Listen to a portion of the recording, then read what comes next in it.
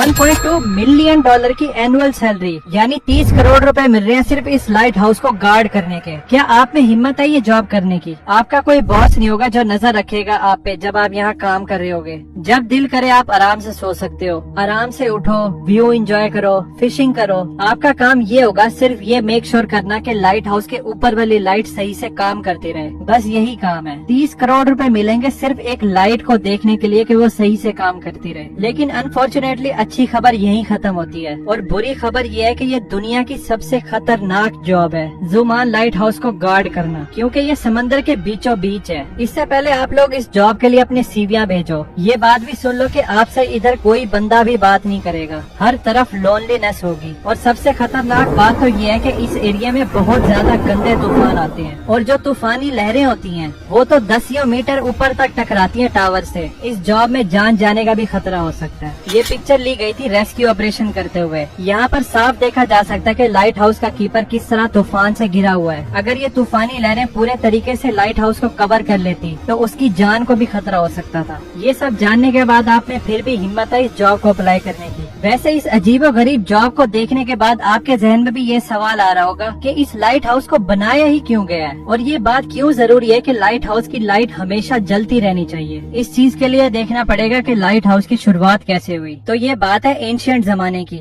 जब सफर करने के लिए ना ही रोड्स हुआ करते थे और ना ही कोई गाड़ियाँ। तो लंबे सफर करने के लिए सबसे बेस्ट तरीका था पानी। एक बंदा था जिसका नाम था कैप्टन मार्सियस। ये बड़ा ही जबरदस्त सेलर था और अपने खतरनाक समुद्री सफर के बारे में जाना जाता था। इसके साथ एक इंसिडेंट होने वाला था। शिप्स तो पहले जमाने में लकड़ियों की होती थी। तो एक रात कैप्टन पानी में बहुत ही अंधेरे वाली जगह से गुजर रहे थे। पानी के नीचे बड़ी बड़ी रॉक्स थी जिससे इनकी शिप टकराती है। शिप में सुराख हो गया और वो उलट भी गई और इनको बहुत ज्यादा नुकसान हो जाता है। इस इंसिडेंट के बाद कैप्टन मार्सियस ने सोचा कि इस प्रॉब्लम का कोई ना कोई सोल्यूशन जरूर होगा जो इनको इस किस्म के खतरे से वार्न कर सके। अब ये तो हो गई एक प्रॉब्लम। दूसरी प्रॉब्लम ये है कि आपको पता है कि ओशियन बहुत ज्यादा बड़ा है और पैसिफिक ओशियन तो बस छोड़ ही दो। अगर हम पूरी दुनिया का लैंड एक जगह इकट्ठा कर दें 7 कॉन्टिनेंट्स को मिला के तो भी पैसिफिक ओशियन ज्यादा बड़ा होगा। इसको छोड़ो, अगर हम 5 मून्स भी इस एरिया में रख दें तो भी पैसिफिक ओशियन ज्यादा बड़ा होगा। अब आइडिया हो गया होगा आपको कि ये कितना बड़ा ओशियन है। जब पुराने जमाने में सेलर इस ओपन पानी में सफर करते थे तो उनको कुछ भी नहीं पता होता था कि अगली जमीन कितनी दूर है और इवन उसका रास्ता किधर से है। नेविगेशन उस दौर में दुनिया का सबसे बड़ा मसला था। जीपीएस या कोई एडवांस सिस्टम तो होता नहीं था जो सेलर्स को गाइड कर सके रास्ते के बारे में। जीपीएस इन्वेंट हुआ था 1973 में और पब्लिक के लिए अवेलेबल था 1978 में। कभी कभी गूगल मैप्स पे भी हम लोग टर्न को स्क्रीन पे देखने के बावजूद भी गलत मोड़ लेते हैं। फिर ये पुराने लोग तो क्या ही करते होंगे। तो इन सेलर्स को सूरज पे रिलाई करना पड़ता था, सितारों पे रिलाई करना पड़ता था और शुरुआत के कुछ नेविगेशन टूल्स पे इस ना खत्म होने वाले समंदर को पार करने के लिए। सिर्फ इस नेविगेशन की वजह से 3-4 मुसीबतें और आ जाती थी, जैसे कि कैप्टन एलिस को आई थी। पुराने जमाने में कैप्टन अपने क्रू के साथ पैसिफिक ओशियन क्रॉस कर रहे थे तो रात में एकदम से बादल आ जाते हैं जिसकी वजह से सितारे छुप जाते हैं। तो इनको ये देखकर रास्ते का पता लगा रहे थे और फिर समंदर के इस हिस्से में बहुत तेज तूफान आता है तो ये लोग रास्ता भटक जाते हैं। जब सुबह होती है तो ये लोग ओपन ओशियन में लॉस्ट हो गए थे। क्रू के पास ना ही कुछ खाने के लिए बचा था और ना ही कुछ पीने के लिए। भूख और प्यास की वजह से क्रू का बुरा हाल होता है। आपको भी पता होगा कि ओशियन का पानी हम इंसान नहीं पी सकते क्योंकि ये बहुत ही ज्यादा नमकीन होता है। इसके पीने से इंसान की मौत भी हो सकती है। तो ये लोग पानी में होने के बावजूद भी प्यासे थे।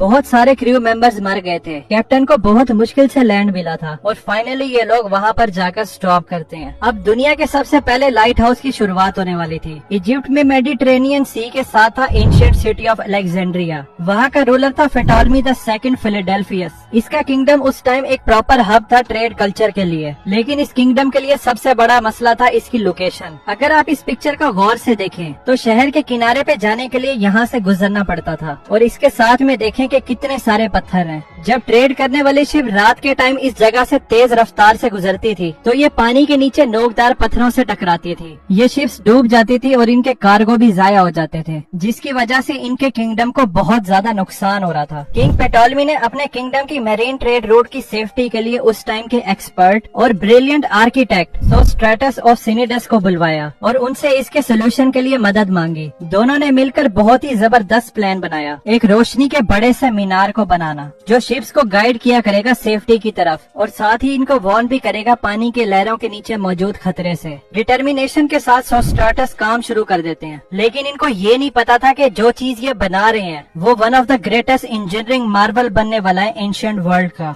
The Feroz of Alexandria. Alexandria के साहिल पे आइलैंड ऑफ फेरोज के ऊपर ये लाइट हाउस चमकती हुई बुलंदियों पे पहुंच गया। इसकी हाइट थी 384 फीट और इसको व्हाइट मार्बल से बनाया गया था। इस लाइट हाउस के ऊपर बहुत बड़ी आग जलती थी जिसको हर वक्त ऑयल और लकड़ी की सप्लाई मिलती रहती थी। इस लाइट हाउस को दुनिया के 7 एंशिएंट अजूबों में से एक भी माना गया था, लेकिन सिर्फ इसके साइज की वजह से ये लाइट हाउस अमेजिंग नहीं था, बल्कि इसके पीछे इसका जीनियस डिजाइन भी था। सोस्ट्राटस ने लाइट को और ज्यादा बढ़ाने के लिए मिरर और लेंस का सिस्टम भी बनाया था, जिसकी मदद से मीलों दूर जहाज को भी इसकी रोशनी आराम से दिखाई देती थी। जैसे ही लाइट हाउस के बनने की बात फैलती है तो दूर के सेलर्स ने सुकून का सांस लिया। अब उन लोगों को इस लाइट हाउस की वजह से अलेक्जेंड्रिया के पास पथरीले पानी को नेविगेट करने की जरूरत ही नहीं पड़नी थी। तो ये दुनिया का पहला लाइट हाउस एक सेफ्टी का सिंबल बन गया था सेलर्स के लिए, और यहाँ से फिर लाइट हाउस का कॉन्सेप्ट पूरी दुनिया में फैल गया। पहले तो ये लाइट हाउस समंदर के किनारों में बना करते थे, लेकिन जब वक्त के साथ साथ दुनिया भर में ट्रेड बहुत ज्यादा शुरू हो गई तो समंदर के बिजी ट्रेड रूट के बीच में जिधर रॉक्स पानी के ज्यादा करीब होती थी और जिन रॉक से शिप को ज्यादा खतरा होता था कि ये कहीं इनको डुबा ना दें, उन जगहों पर भी लाइट हाउस बनना शुरू हो गए थे। इसी वजह से समंदर के बीचों बीच डिफरेंट लोकेशन पर आपको ये लाइट हाउस देखने को मिलेंगे। शुरू में इन लाइट हाउस पर आग जलती थी, लेकिन ये कोई आइडियल सिचुएशन नहीं थी कि रोज लकड़ियां, ऑयल और कोल को हर वक्त इस्तेमाल करना। इसके बाद कैंडल्स, गैस लैंप और ऑयल लैंप्स आ गए थे, लेकिन आग की लाइट इतनी ज्यादा ब्राइट नहीं होती थी। जब इलेक्ट्रिसिटी प्रोड्यूस हुई थी और लाइट बल्ब की इन्वेंशन होती है तो ये लाइट हाउस भी इलेक्ट्रिक बल्ब पर शिफ्ट होना शुरू हो गए थे, क्योंकि इनकी लाइट ज्यादा होती है। लेकिन फिर भी लाइट हाउस इस लाइट को मीलों दूर किस तरह रिफ्लेक्ट करते हैं, इसका जवाब है ये लेंसेज। 1800 तक इन रिफ्लेक्टर को लाइट सोर्स के पीछे लगाया जाता था, लेकिन उस टाइम के इंजीनियर्स को एक बात पता चलती है कि लाइट को और ज्यादा फोकस किया जा सकता है कि लेंस को अगर हम लाइट के सामने रखें। लेकिन इसमें मसला ये था कि जितना मोटा लेंस होगा उतनी ही कम लाइट होगी। तो यहाँ पर आ जाते हैं फ्रेंच फिजिसिस्ट और इंजीनियर फ्रेस्नेल, जिनके पास बड़ा जबरदस्त सोल्यूशन था। इन्होंने लेंस को एक तो बारीक कर दिया और उसके डिजाइन को इस तरह बनाया था कि सारी लाइट एक ही पॉइंट पर फोकस कर रही थी। इस तरीके से फैली हुई लाइट को एक सिंगल डायरेक्शन में भेजा जा सकता था। आज मोस्टली लाइट हाउसेज में फ्रेस्नेल लेंसेज ही इस्तेमाल होते हैं। इस इनोवेशन ने लाइट हाउस को रेवोल्यूशनाइज कर दिया था और लाइट को मीलों दूर से आराम से देखा जा सकता था। तो इस तरह इन लाइट हाउस की मदद से शिप्स को खतरे का आराम से पता चल जाता था। तो वो जो वीडियो के शुरू में मैंने आपको जॉब बताई थी कि जुमान लाइट हाउस में रहने के लिए आपको 30 करोड़ रुपए मिलेंगे, सिर्फ आपने ये देखना कि लाइट हाउस की लाइट जलती रहे। अब भी क्या आप लोग इस जॉब को करने के लिए इंटरेस्टेड हैं? कमेंट्स में जरूर बताना। ये लाइट हाउस तो एंशिएंट जमाने में बना था और इसने पूरी दुनिया की मैरीन ट्रेड की सेफ्टी को रेवोल्यूशनाइज कर दिया था।